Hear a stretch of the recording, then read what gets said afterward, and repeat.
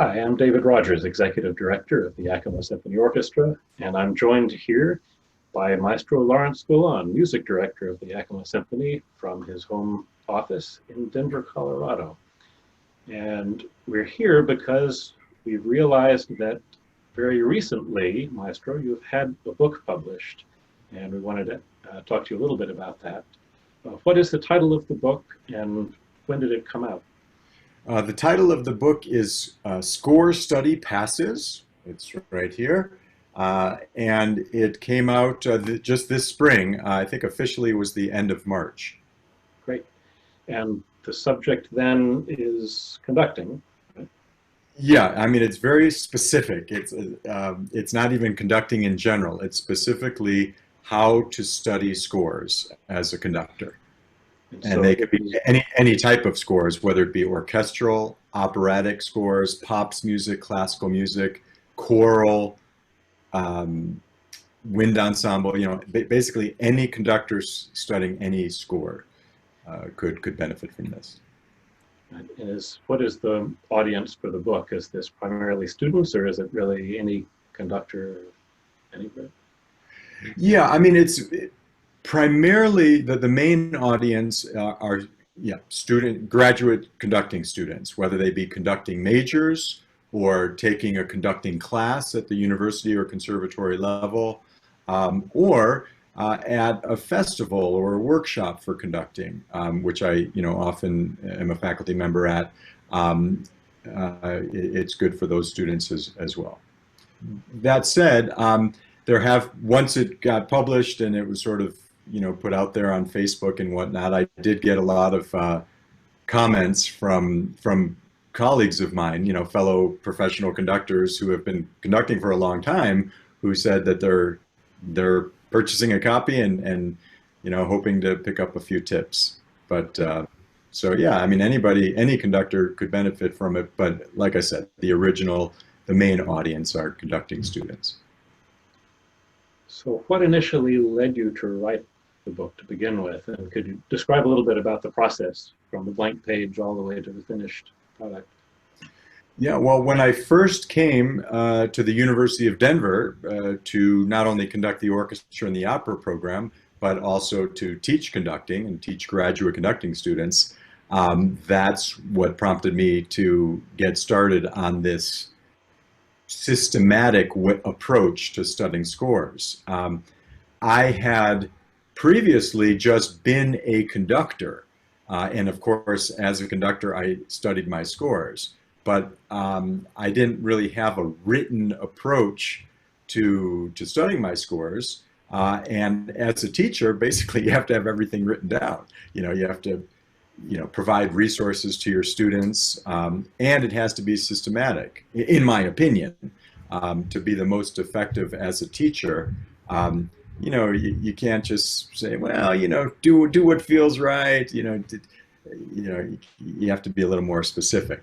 So that's what prompted me to write it in the first place, or to get started on this process. It didn't start out as a book. It just started out as a Word document. But it was me basically, putting down in writing this systematic approach. And that was 19 years ago. So when I first started teaching conducting. And for a long time, it was a Word document that I just kept updating, revising, expanding, and whatnot. And then when I would go to various festivals and workshops as a teacher, I would make copies of it, have it distributed to all the students. Whenever I teach conducting classes or have my conducting majors at the university, I provide them with the document. But it's just always been this, like I said, just a Word document. And finally, I decided to just expand it into book form and get it published. And that happened this spring. So from start to finish, it's been a 19-year process. But again, I didn't start out. It's not like I decided I'm going to write a book and it took me 19 years to do it. It just developed into that over time. So once you actually decided to turn it into a book, how long ago was that? Um, I would say it was approximately last fall. I was actually approached by a publisher, and I was like, all right, because it was in the back of my mind for a long time. But finally, when I got approached by a publisher, I decided, okay, I'll finally do this. And I started working on it little by little. I remember I was actually on tour in China over the holiday break at the end of last calendar year, and I spent a lot of time on it in hotel rooms at that time. Internet access was a little bit spotty, so that made it challenging. Um, but then finally, um, when the pandemic hit, and I was at home at my computer a lot more than I normally am, that finally gave me the time to just, wrap it up, wrap the project up and get it done. It is interesting how when you need to teach something, you learn an awful lot more about it in a completely different way. I know that from teaching music in universities a number of years ago. Absolutely. As a student, we didn't have all the resources that are out there now. For instance, now you can go and see online. The New York Philharmonic, for instance, has a whole library of scores where you can see what conductors have written in them. How did you approach then how did you create your approach to score study? What's unique about it? And where did you get that from? What influenced the way you prepare? Yeah. I would say what's unique about it, or fairly unique anyway, is how systematic and thorough it is. In terms of being systematic, it's a step-by-step approach.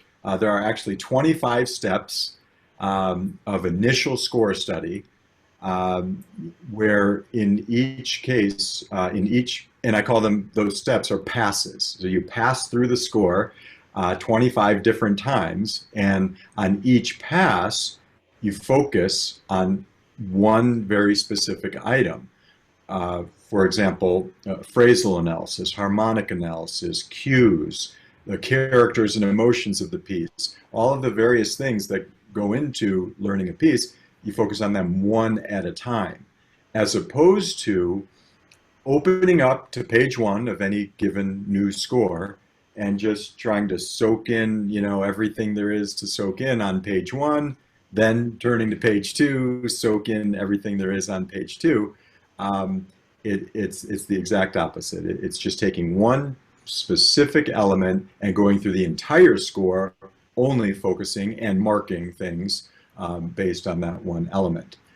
And I say that's fairly unique because my experience with hearing, from other conductors on their approach to score study, and frankly, just watching rehearsals and concerts of some other conductors, I can tell what they've studied and what they haven't studied.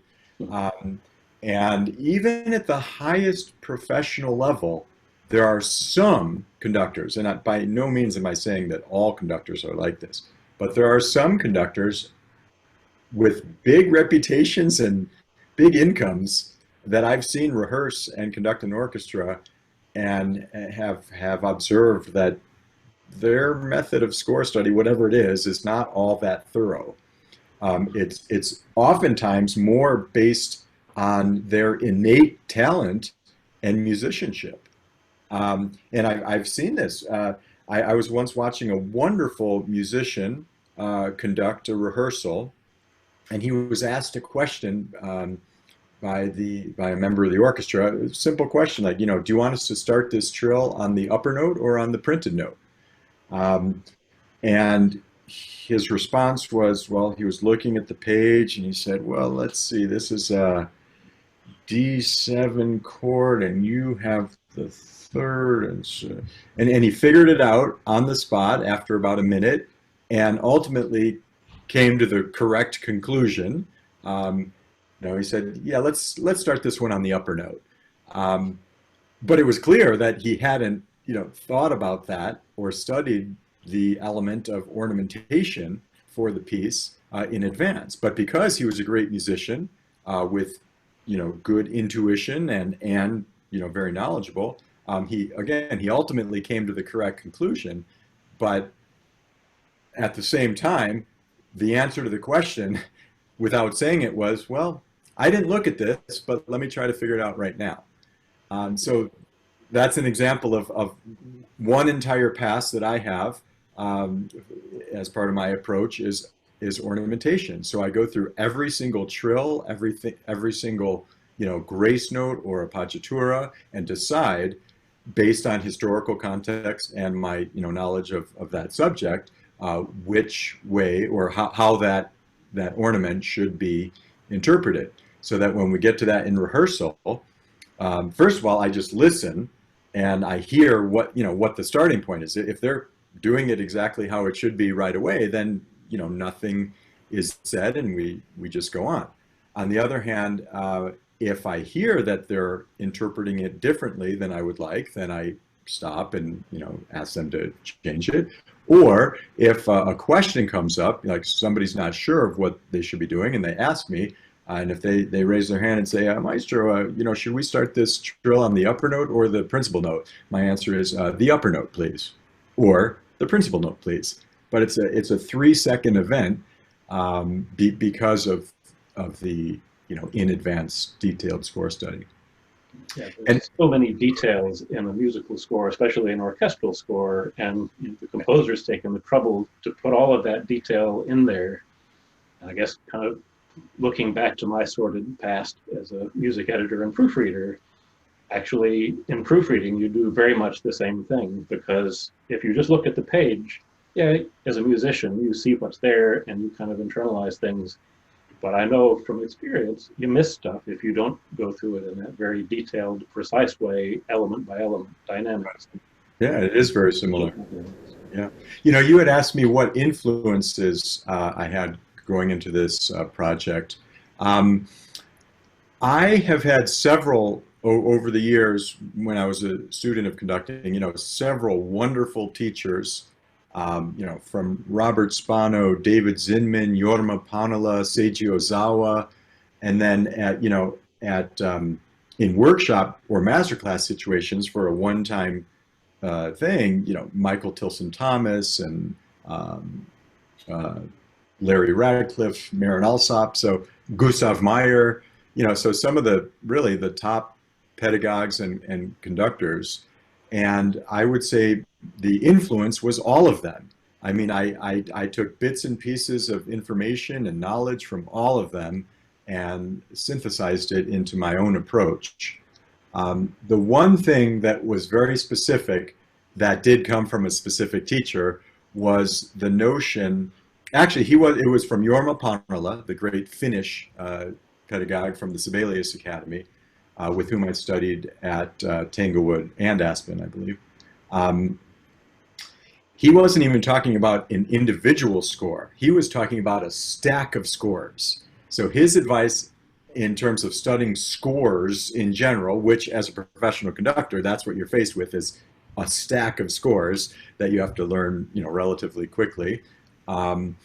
He said, rather than studying one score completely, and then going on to the next score and studying that completely, he said, do a pass through all of your scores and get the general idea, then go back and do another pass through all of the scores and focus on something else, and then another pass focusing on something else.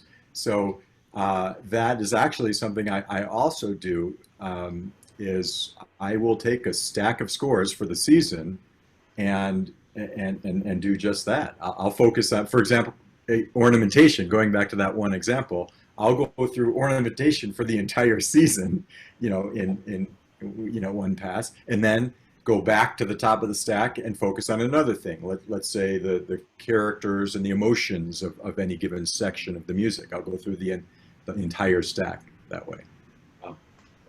So this is not your first book, correct?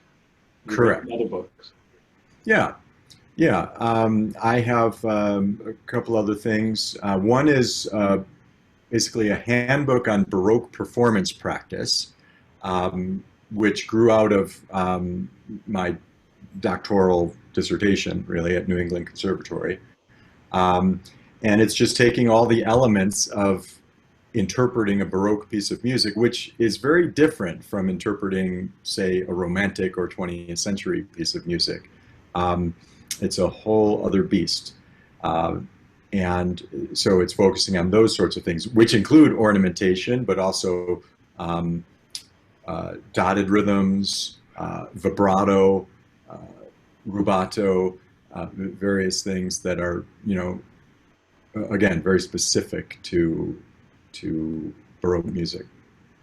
So that's one book, and then I have other things that are more like arrangement rather than a book per se. They're arrangements or additions of various things. Like I have the Tchaikovsky's Nutcracker, which was originally written for a huge orchestra that today most ballet companies A, can't afford, and B, can't fit in the orchestra pit if they could afford it. So I wrote a reduction of the Nutcracker.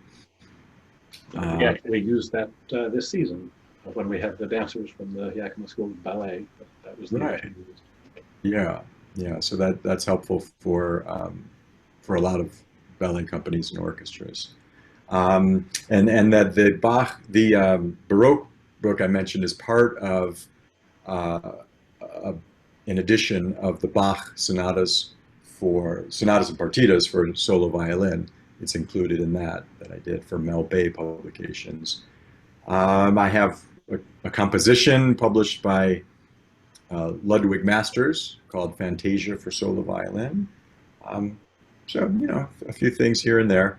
I never really set out to be an author or be published or anything. Everything has always come out of a practical need, and then once I have the item, then getting it published. So with all of the time that you have during the pandemic at home, is there another book on the way? Or are you just preparing scores now? Right now, I am preparing scores for next season, which is quite complicated because with the various orchestras that I work with, and the rest of the world, frankly, there's just a lot of uncertainty in terms of what's going to happen. And, I've had all these different seasons. I mean, the season for these different orchestras planned for months.